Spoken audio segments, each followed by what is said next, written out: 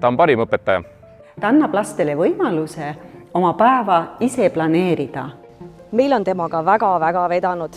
Ta on väga hooliv ja kohusetundlik, ta ei vea kunagi alt.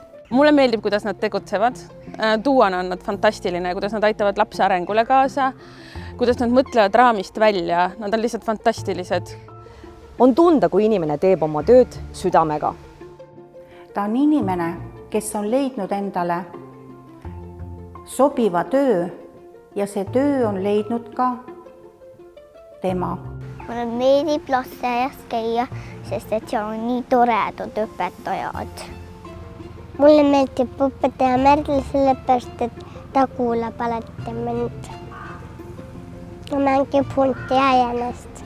Mina tean teda juba väga ammust ajast. Minu esimene laps käis temaga ühes, teine laps ja nüüd on ka kolmas laps. Ta on koos Valvega superpaar, nad täiustavad teineteist, nagu oleksid kaksikud.